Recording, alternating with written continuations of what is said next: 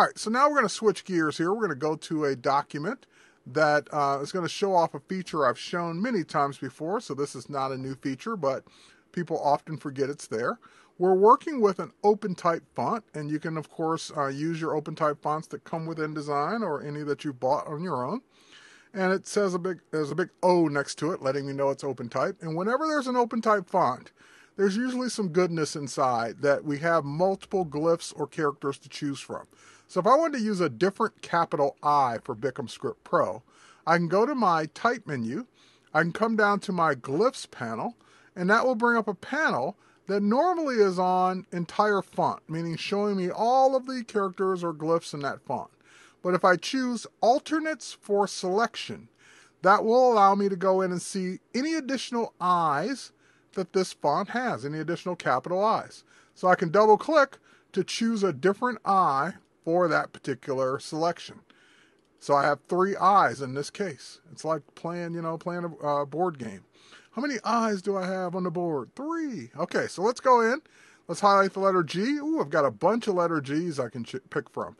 I kind of like that one. That's always been one of my favorites. So OpenType, working with multiple glyphs, that is tip number 6. All right, so let's go ahead, and now we're going to switch gears here. We're going to close the glyphs panel.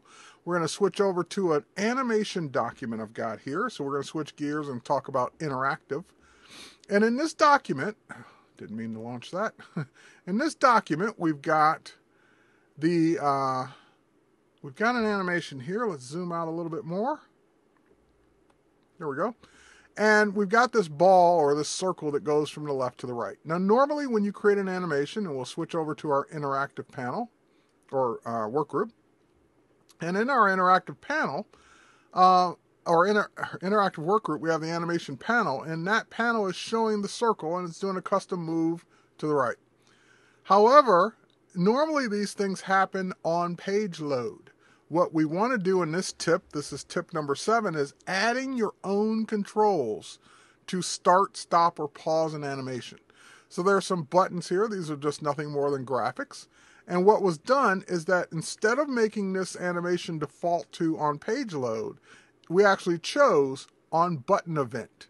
So we created a button, and if we click on this button here, we can actually go to the buttons panel, and we can see that the button will play an animation. It will play the animation circle.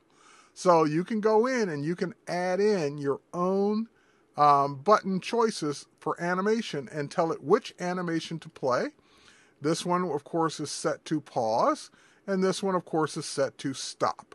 So now, if we were to preview this, we can go ahead and preview the whole thing. And again, the circle does not start moving until I click the play button. I can hover over pause to pause it temporarily and move away, or stop it to put it back to the beginning. So that is tip number 7, controlling your animations inside of InDesign CS5 without them starting on page load. All right, next, let's go to tip number 8, which is animating something along a path. Now, in this particular animation, which I've done before, we've got these 3 little flies flying around the compost pile there. And what I wanted to do is show quickly just how something like that would be created. So we'll zoom in down here to this empty spot. We'll just create any object. It could be any object that you create inside of InDesign or bring in as artwork. And we'll apply a color to this. We'll just give it a kind of a red fill. And now what I want to do is I want to animate that object along a path, but I have to go ahead and create the path. So we'll switch over to the Wacom pen here. We'll grab the pencil tool, and we'll just kind of make our own irregular path here for that object to fly along. All right, so we don't want it to have a fill, so we'll just swap the fill and the stroke. We don't really even need a stroke either, but we'll leave it there. We'll go ahead and select the path, and we'll select our object. And here's all you have to do. You just go to your animation panel, and in the bottom of your animation panel, there is a choice of convert to motion path. In other words, it detects the object and the path and will automatically assign that object to your path. So it's done it for me. It's ready to go. The only other thing I would want to do now is I would want to control how this thing plays. So it plays on page load, but I also want it to loop around. and I want it to take, I don't know, 2 seconds to do it. I don't want it to be that fast. Last but not least, when do I want it to happen? Because right now it's going to happen last. Just so we don't have to wait for it, I'm going to pull it up to the top so it happens first. Then we'll preview this, and it should be one of the first things to start going there. And there it is. There's my circle animating and looping based on the path that I created in real time. 2 seconds to complete the entire path. There you go. So that was your tip number 8, animating something along a path. All right, so now let's go to tip number 9, and this is one of my favorite tips that I have not shown before. This is a brand new one. Now, I have shown how to do a slideshow inside of InDesign. That's not new, but we're going to add a little twist to it. So let's go ahead and select these 5 photos here.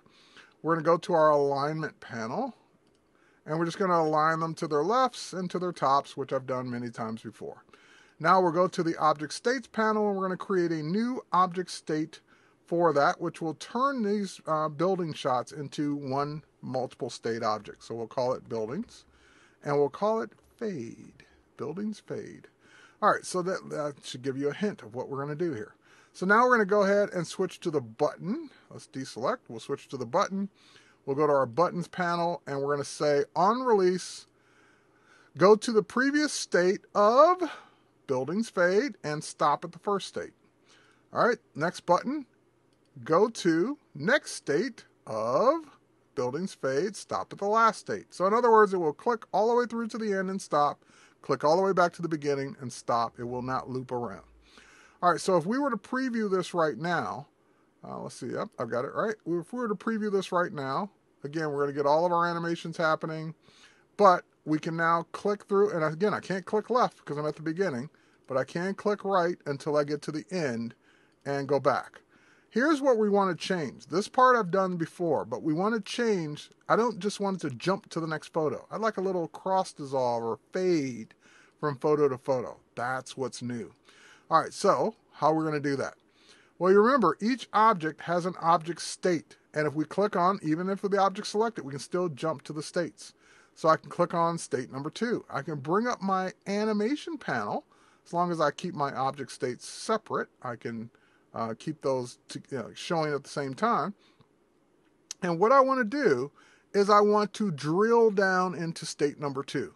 So I'm just going to double click on it. Now I get animation properties for state number 2. And I want to choose a preset that says, actually I don't want to, I do want to choose a preset that says fade. Let's see, we want to do a fade in. So we're going to fade that in and we're going to have it take 2 seconds. Okay, so then we just do it again. We go to state number 2. Same thing, double click. And now on state load, we want to choose a fade in of 2 seconds. Okay. And state number 4, same thing. Double click on the state itself in the actual design. And on state load, we want to do a fade in that takes 2 seconds. You got it. Okay, and last but not least, state number 5, same thing. Double click right on the object. On state load, we're going to do a fade in, and we're going to say that it takes, you guessed it, 2 seconds. All right, so now, why didn't we do one for state number 1? Because state number 1, it's just going to appear when the animation starts. We don't need one for that one. All right, so now we'll go ahead and we'll preview this. That will load up it will build an instance of it in Flash right here inside of InDesign. And of course, now we can see our fade. That's it. Look, we're fading from image to image just by clicking on the buttons. So that's a hidden bonus kind of tip number 9. Fading your slideshow, giving transitions. And next time I do my portfolio class, Photoshop World, I'll add that into the mix as another way of doing this. All right, so last but not least, tip number 10. How do you get buttons that look cool? Of course, because these are just triangles on top of opacity rectangles. How do I get better buttons? Well, under your window menu, there is a panel built into InDesign called Sample Buttons.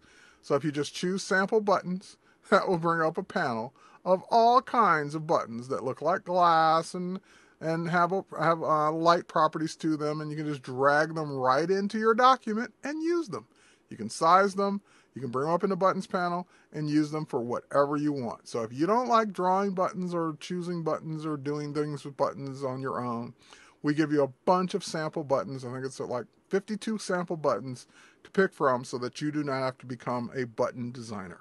So that's it for this episode of the Adobe Creative Suite Podcast. 10 random InDesign CS5 tips, some of which work in previous versions. That's my time. See you next week. Thanks.